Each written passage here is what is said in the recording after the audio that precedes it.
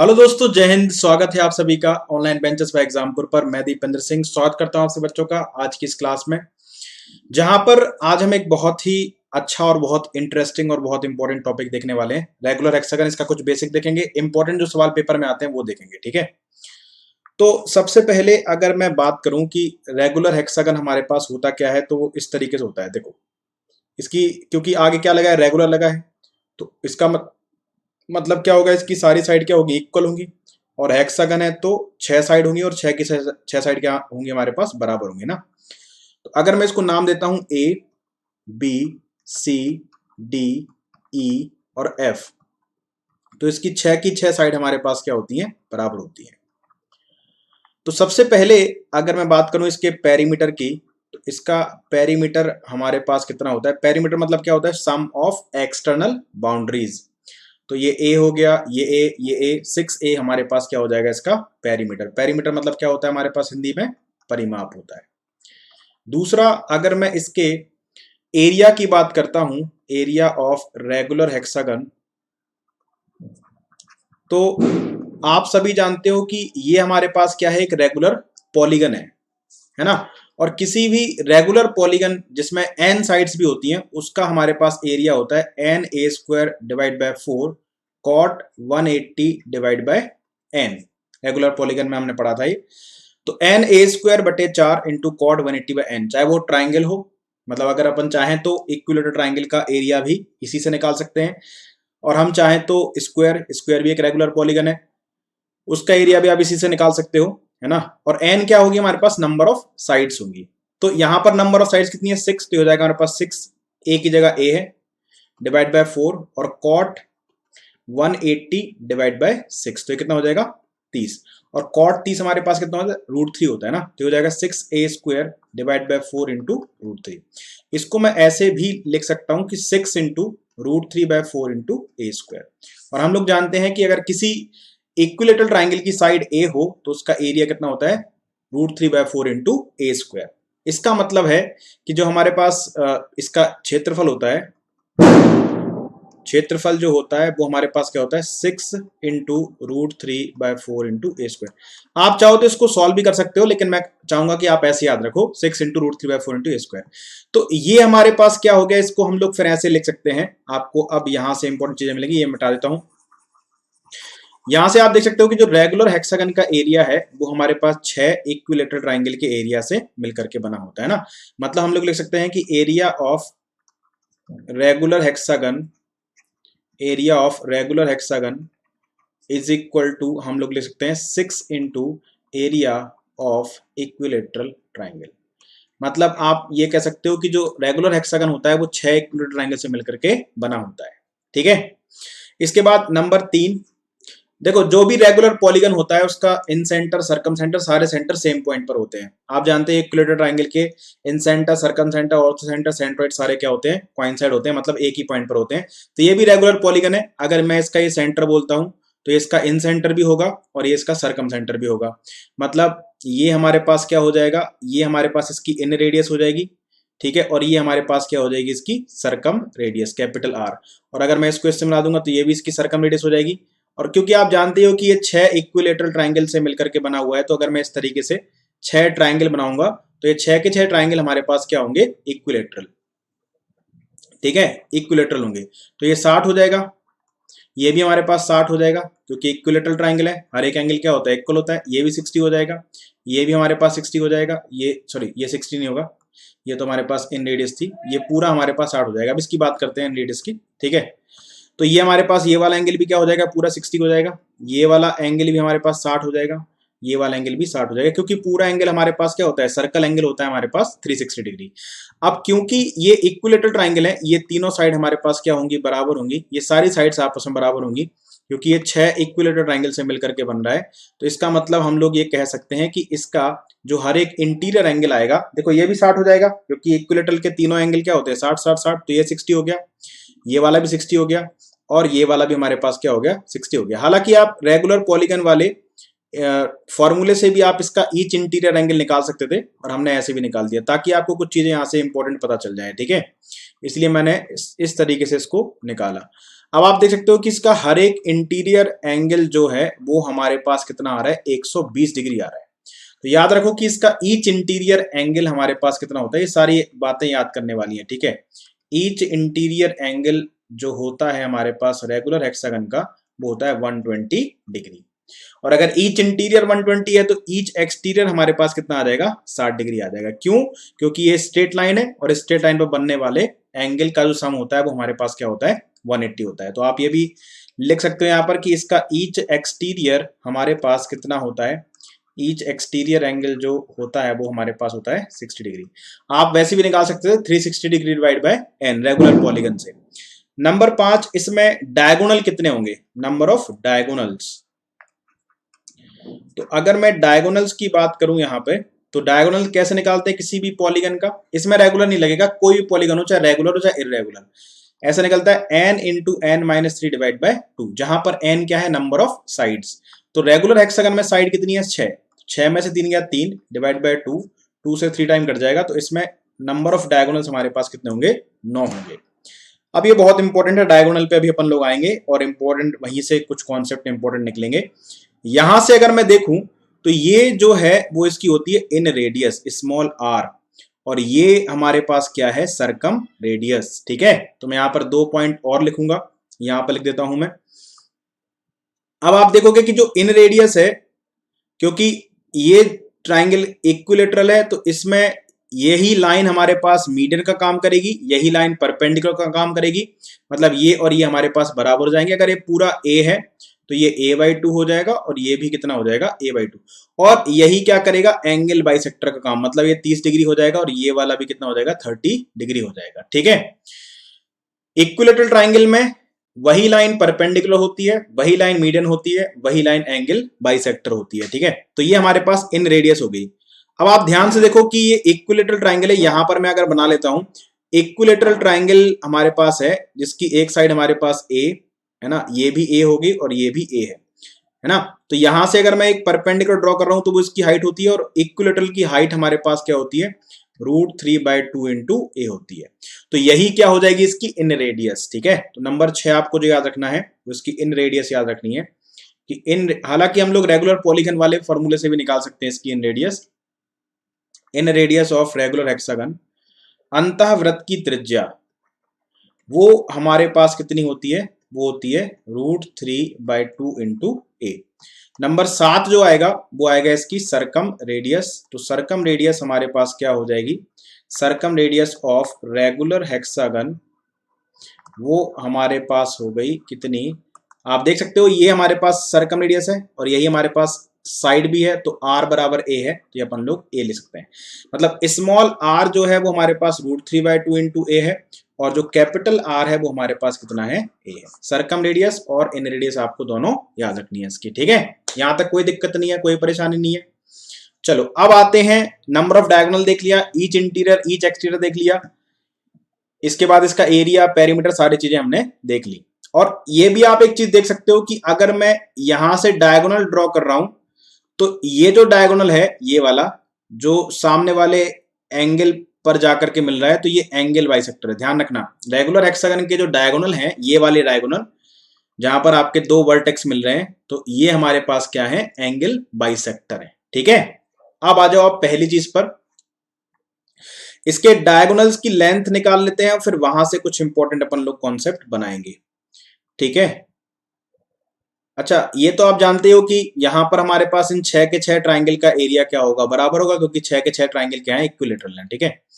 तो कभी भी एरिया से या शेडेड एरिया से रिलेटेड सवाल आए तो उसमें आपको ऐसे ही इक्विलेटरल ट्राइंगल बना लेने हैं, ठीक है। ये हमारे पास एक रेगुलर हेक्सागन है, नाम इसका मैं दे देता हूं ABCDE और F। अब मैं इसमें डायगोनल खींचता हूं तो देखो इसके दो टाइप के डायगोनल होते हैं। अगर ये A है, इसकी 6 की 6 साइड हमारे पास अगर A है तो, और हर एक एंगल 120 है, तो एक तो डायगोनल हमारे पास ये होगा इसमें, ठीक है, और एक डायगोनल हमारे पास ये होगा। दो टाइप के हमारे पास डायगोनल होंगे, एक तो AC होगा, दूसरा AD होगा। दोनों को अपन निकालना सीखेंगे, उनसे सवाल कैसे बनते हैं वो भी सीखेंगे एक एक करके, ठीक है। अच्छा, आप सभी लोग जानते हो कि अगर किसी ट्राइंगल में, ये हमने पढ़ा हुआ है बहुत बार, हाइट एंड डिस्टेंस में भी पढ़ा है हमने, कि अगर किसी ट्राइंगल के अंदर एक एंगल 120 है और दो साइड बराबर है तो ये एंगल 30 हो जाएगा और ये वाला एंगल भी 30 हो जाएगा। तो किसी ट्राइंगल के अगर एंगल 30 30 और 120 है तो उसकी जो साइड्स होती है वो क्या होती है 1 1 और √3। क्या होती है 1 1 √3 होती है। दूसरा आप ये भी जानते हो कि किसी हमारे पास ऐसा ट्राइंगल है जिसमें एक एंगल 90 एक 30 और एक 60 होता है। तो 30 के सामने 1 होता है, 60 के सामने √3 होता है और 90 के सामने कितना होता है 2 होता है। तीसरा ये तो आपको ध्यान ही रखना है, इस तीनों ट्राइंगल आपको ध्यान रखने हैं, इंपॉर्टेंट है, बहुत काम आते हैं। ठीक है, एक ऐसा ट्राइंगल जिसका एक एंगल 90 एक 45, ये भी 45 हो गया, तो 45 के सामने एक एक होगा और 90 के सामने √2 होगा। तीन तरीके के ट्राइंगल आपको याद रखने हैं। बात समझ गए? अब देखो जरा ध्यान से, अगर ये एंगल मैं आपसे पूछूं तो ये वाला हमारे पास कितना है 120 है। अगर मैं ए को सी से मिलाऊं, ए को मैं सी से मिलाऊं, या फिर मैं ए को ई से मिलाऊं, या फिर मैं ई को सी से मिलाऊं, कोई सा भी डायगोनल मैं इस तरीके से खींचूं, या फिर मैं ये वाला डायगोनल खींचूं, या फिर मैं कौन सा ये वाला डायगोनल खींचूं, ये कोई भी डायगोनल इस तरीके से खींचा जाए जहां पर एक एंगल हमारे पास 120 है और दो साइड हमारे पास ए है, कोई भी आप इस तरीके से डायगोनल खींचो तो इनकी जो लेंथ होगी वो हमारे पास देखो कितनी होगी। अगर हम लोग देखें तो हमने क्या किया था, ये वाला एंगल बनाया था ना 120, ये सारे हमारे पास बराबर होंगे जो अभी मैंने बनाए थे। ठीक है, तो अगर मैं इस डायगोनल को खींच रहा हूं, ए को सी से मिला रहा हूं, ये डायगोनल जो है आप देखोगे ये दोनों साइड बराबर, ये एंगल 120 है। तो आपने क्या सीखा कि किसी ट्राइंगल का एक एंगल 120 और दो साइड बराबर हैं तो ये साइड 1 होती है, ये 1 होती है और ये √3 होती है। कैसे आया? साइन रूल से आया। तो ये ए तो ये हमारे पास कितना हो जाएगा a√3 हो जाएगा। ठीक है, तो आप ये सीख गए कि जो सबसे पहला डायगोनल जो हमारे पास होता है रेगुलर हेक्सागन का, जो AC है, वो हमारे पास कितना होता है a√3 होता है। अब AC सिखा दिया तो सिर्फ AC नहीं, अगर मैं इसको भी मिला देता हूं इससे, ठीक है, तो जो FB है, क्योंकि ये एंगल भी 120 हो जाएगा, ये A तो ये कितना आ जाएगा हमारे पास a√3 आ जाएगा। अगर मैं इसको इससे मिला देता हूं तो ये भी हमारे पास 120 है, कोई सा भी इस तरीके का डायगोनल खींच लो, ये A तो ये कितना आ जाएगा a√3 आ जाएगा। इसको हम इससे मिला देते हैं, ये हमारे पास ये 120 है तो ये भी कितना आ जाएगा हमारे पास a√3 आ जाएगा। कोई सा भी डायगोनल अपन निकाल लें तो वो हमारे पास कितना होगा a√3 होगा। पहली चीज आपने सीखी। ठीक है, यहां तक कोई दिक्कत नहीं होगी। अब आ जाओ दूसरा डायगोनल निकाल लेते हैं। दो टाइप के डायगोनल होते हैं, टोटल 9 होंगे, दो टाइप के होंगे। दूसरा टाइप देख लेते हैं अपन लोग। एक अपन लोग रेगुलर हेक्सागन बना लेते हैं फटाफट से, और फिर इसके बाद दूसरा डायगोनल हम लोग खींच लेते हैं। ठीक है, ये हमारे पास एक रेगुलर हेक्सागन है, थोड़ा सा टेढ़ा बन गया तो आप देख लेना ध्यान से। ये हमारे पास हो गया ABCD, भावना है समझना आप, है ना, रेगुलर हेक्सागन है ये। इसमें आपने क्या सीखा कि ये 6 इक्विलेटरल ट्राइंगल से मिलकर के बना होता है। अब हमें ये वाला डायगोनल निकालना है, AD या फिर BE या फिर हमारे पास EC, इनमें से आप कोई भी हमें एक डायगोनल निकाल करके बता दो। तो आपको कि सर ये तो हम पहले से निकाल चुके हैं, क्यों? क्योंकि जहां पर डायगोनल इंटरसेक्ट कर रहे हैं वो इसका इन सेंटर भी है, सरकम सेंटर भी है। मतलब अगर ये A है तो ये भी A हो गया, ये भी A हो गया, ये A हो गया, ये A हो गया, ये सारे A हमारे पास हो गए, ये A और ये भी हमारे पास A हो गया। तो आप देख सकते हो कि जो AD है वो हमारे पास कितना आ गया 2A आ गया। AD जो है वो हमारे पास कितना आ गया 2A आ गया। तो ये तो बहुत सरल था। जो हमारे पास दूसरा डायगोनल है वो हमारे पास कितना आ रहा है 2A आ रहा है। ठीक है, तो ध्यान रखना कि रेगुलर हेक्सागन में दो टाइप के हमारे पास डायगोनल होते हैं, यहां तक कोई दिक्कत नहीं है। ठीक है, अब आते हैं इंपॉर्टेंट चीज पर। ठीक है, अगला कॉन्सेप्ट, अब आते हैं हम लोग इंपॉर्टेंट कॉन्सेप्ट पर। जैसे पहला, एक मैं रेगुलर हेक्सागन बनाता हूं, इस तरीके से मैंने एक रेगुलर हेक्सागन बनाया, और इस रेगुलर हेक्सागन में हमारे पास क्या है, ये हो गया A, ये हो गया B, ये हो गया C, ये हो गया D, ये हो गया E और ये हो गया F। ABCDEF हमारे पास क्या हो गया, एक रेगुलर हेक्सागन हो गया। इस रेगुलर हेक्सागन में हमारे पास क्या क्या है बताओ आप। देखो ये A है, ये A है, ये A है, ये A है, ये A है और ये A है। मैंने क्या किया, ऑल्टरनेट वर्टेक्स मिला दिए। मैंने F को D से मिला दिया, मैंने इसको बी से मिला दिया, ऑल्टरनेट मैंने वर्टेक्स मिला दी इस तरीके से, ठीक। या फिर मैं ऐसे भी मिला सकता था, मैं इसको मिला देता इससे और मैं इसको मिला देता इससे, मतलब कोई भी एक अल्टरनेट आपको क्या करना है, वर्टेक्स मिलाना है। तो जो ट्राइंगल बन रहा है इसका एरिया और पूरे रेगुलर हेक्सागन के एरिया का आपको रेशियो निकालना है, ठीक है। एरिया का आपको क्या निकालना है, रेशियो निकालना है, ठीक। तो आप एक बात जानते हो कि ये हमारे पास कितना 120 है, तो ये कितना हो जाता है हमारे पास a√3 हो जाता है। ये भी हमारे पास 120 है, तो ये कितना हो गया हमारे पास a√3 हो गया।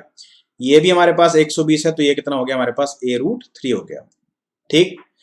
तो अब आपको पता चल गया कि सबसे पहली बात तो जो ट्राइंगल बनेंगे, चाहे मैं DFB बनाऊं या फिर मैं EAC बनाऊं, वो इक्विलेटरल बनेंगे सबसे पहली बात, ठीक है। तो अगर मैं आपसे पूछना चाह रहा था कि area of triangle FDB upon area of hexagon ABCDEF, तो ये जो होगा हमारे पास, देखो ये इक्विलेटरल ट्राइंगल बन रहा है FDB, तो इसका एरिया क्या होता है √3/4 इंटू a²। ए कितना हमारे पास a√3, तो इसका होल स्क्वायर। और रेगुलर हेक्सागन का एरिया क्या होता है 6 इंटू √3/4 इंटू a²। तो √3/4 से √3/4 कट जाएगा, ये हो जाएगा a² और √3 का स्क्वायर कितना आ जाएगा हमारे पास 3 आ जाएगा। ये हो गया a² और कितना 6, a² से a² कट जाएगा, 3 से 3 एकम 3, 3 दूनी 6। तो बहुत इंपॉर्टेंट है कि जो ट्राइंगल हमारे पास बन रहा है, area of triangle FDB upon area of regular hexagon, जो हमारे पास है रेगुलर हेक्सागन ABCDEF,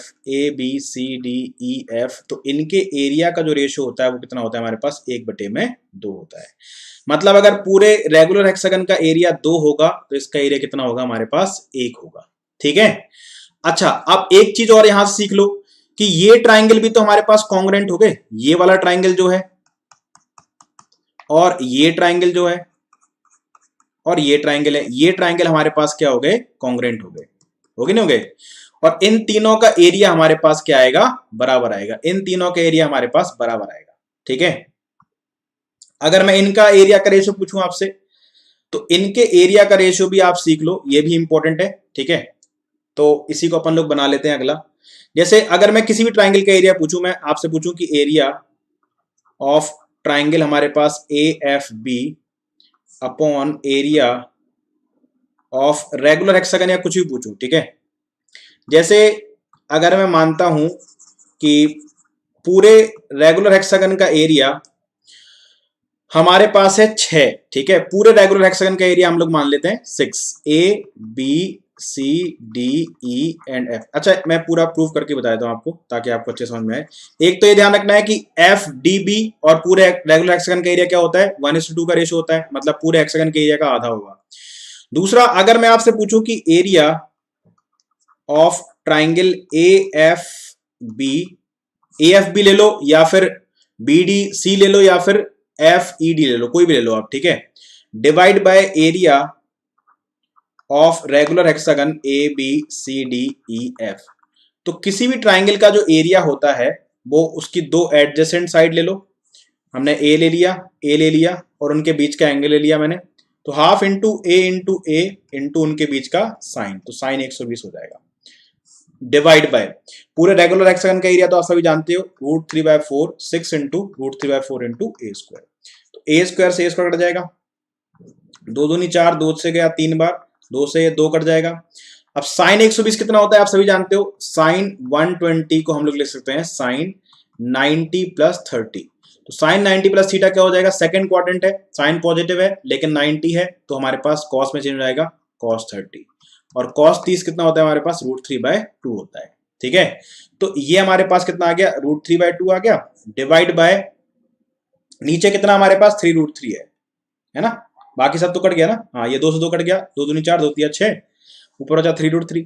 तो ये √3 से ये √3 भी हमारे पास क्या हो जाएगा कैंसिल, तो ये कितना आ गया हमारे पास 1/6 आ गया, कितना आ गया 1/6 आ गया। मतलब अगर पूरे का एरिया हमारे पास कितना है 6 है, तो इसका एरिया 1 होगा, इसका एरिया 1 होगा, इसका एरिया 1 होगा, और इसका एरिया हमारे पास कितना होगा, 3 होगा। ये दोनों बातें आपको क्या रखनी है, ध्यान रखनी है, बहुत इंपॉर्टेंट है दोनों चीजें, ठीक है। शेडेड एरिया में हमारे पास आ जाता है ये। तो हमने क्या सीखा, देखो अगर मैं इसको यहां पर बनाऊं, ये तो मैंने प्रूफ किया, अब यहां पर अगर मैं बनाता हूं तो हमने क्या सीखा वो एक बार मैं आपको अच्छे से लिख देता हूं, ठीक है। हमने क्या सीखा एक बार मैं फटाफट से यहां पर लिख देता हूं, फिर अपन लोग आगे चलेंगे। अगर ये हमारे पास एक रेगुलर हेक्सागन है, A B C D E F, तो मैंने क्या किया, इसको इससे मिला दिया, ऑल्टरनेट वर्टेक्स मिला दिया, इसको मैंने इससे मिला दिया, और इसको मैंने इससे मिला दिया, ये तीनों हमने मिला दिए, ठीक है। तो हमारे पास क्या बनेगा, अगर इसका एरिया 1 है, इसका एरिया 1 है, इसका एरिया 1 है, तो इन तीनों का 3 है, तो इसका भी कितना होगा, 3 होगा, ठीक है। तो आपको जो चीजें ध्यान रखनी है वो ये ध्यान रखनी है कि अगर एरिया ऑफ रेगुलर हेक्सागन 6 है तो इसका एरिया 1, इसका एरिया 1, इसका एरिया 1, और इसका एरिया कितना होता है, 3 होता है, ठीक है।